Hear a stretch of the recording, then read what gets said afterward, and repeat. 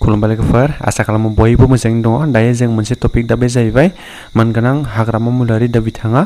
मोनसे इम्पोर्टेन्ट एबा मोनसे गोनांथार बाथ्राखौ फोसावदों दा बे जाहैबाय बिटिसि सेक्रेटारियाव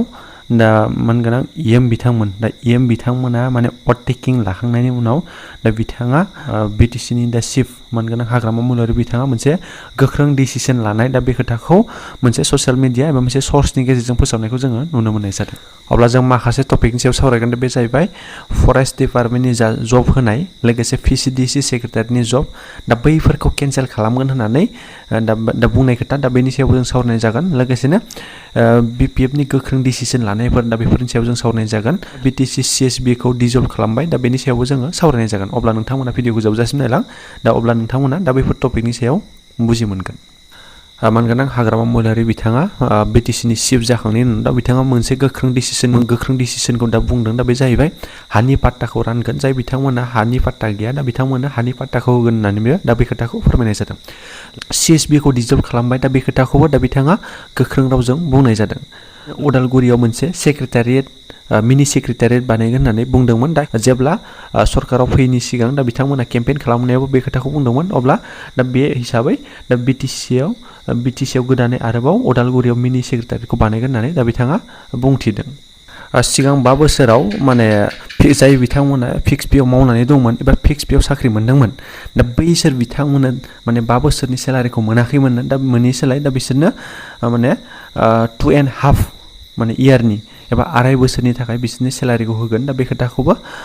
हाग्रामा मुलियारि बिथाङा फोरमायनानै होदों लोगोसेनो इउथ्सफोरनि थाखाय लाइमोनफोरनि थाखाय 100 क्र'रखौ बाहायगोन दा बे खोथाखौबो बिथाङा बुंफिननायखौ जों नुनो मोननाय जादों PMAY सार्भे माने जाय बिथांमोननि जाने न'नि सार्भे खालामनाय दा बै सार्भेयावबो जाय बिथांमोना माने डाबल मोनदों एबा डाबलै मोनसे माने सार्भे खालामनायाव हरजादों माने क्राइटेरिया गैयाजासे खायसे बिथांमोनखौ माने मा खालामदों बिसोरखौबो सार्भेयाव हरदोंमोन सिगाङाव माने दा बे हिसाबै माने PMAY नि सार्भे दा न'नि सार्भे दा बेखौ गोदानै खालामफिननानै जाय बिथांमोना क्राइटेरिया गैया बिथांमोनखौ केन्सेल खालामगोन आरो जाय बिथांमोना क्राइटेरिया दङ मोनथावना दा बिथांमोनखौ माने न'नि दा सार्भेखौ खालामगोन एबा बिसोरखौ मोनहोनायनि खाबुखौ लागोन होननानै दा बिथाङा फोरमायथिनायखौ जोङो नुनो मोननाय जादों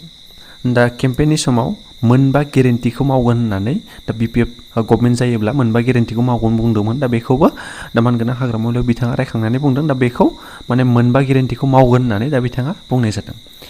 लोगोसेनो फरेस्ट डिपार्टमेन्टनि जा इलिगेल जब होनाय दा इलिगेलि जुदि जाय बिथांमोना जबखौ लामारदोंब्ला दा बिथांमोननि जबखौ केन्सेल खालामगोन होननानै बुंनाय जादों आरो जुदि जाय बिथांमोना लिगेलि मोनदों दा बिथांमोननियाव जेबो प्रब्लेम जानाय नङा बे खोथाखौ रोखायै बुंथिदों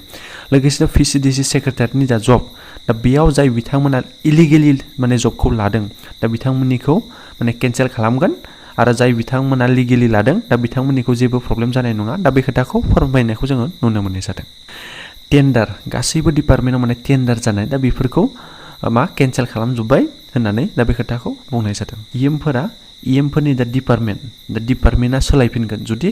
जाय इएम बिथांमोना मोजाङै खामानिखौ मावाब्ला दा इएमनि दा डिपार्टमेन्टखौ चेन्ज खालामगोन एबा सोलायगोन होननानै मानगोनां हाग्रामा बिथाङा दा बे खोथाखौबो फोरमायनायखौ जोङो नुनो मोननाय जादों दा सिगां मानगोनां प्रमद बर' बिथांनि समाव माने UPPL गभर्नमेन्ट समाव दा बे समाव जब होनाय दा फरेस्ट डिपार्टमेन्टनि आरो VCDC सेक्रेटारिनि जब दा बैफोर जब होनायनि सायाव जुदि सोरबाफोर इलिगेलि लादोंब्ला इलिगेलि जबखौ लादोंब्ला दा बिथांमोननिखौ केन्सेल खालामगोन होननानै बुंदों नाथाय जाय बिथांमोननिया लिगेलि माने जबखौ मोननो हादों एबा जबखौ मोनदों दा बिथांमोननिया जेबो प्रब्लेम जानाय नङा दा बेखौ फिन खेबसेबाव मानगोनां हाग्रामा मुलियारि बिथाङा फोरमायफिननायखौ जोङो नुनो मोननाय जादों अके अब्ला नोंथांमोननि गोसोआव माबाफोर साननाय दङबा कमेन्ट खालाम कमेन्टनि गेजेरजों फोरमायहर अके गोजोन्थों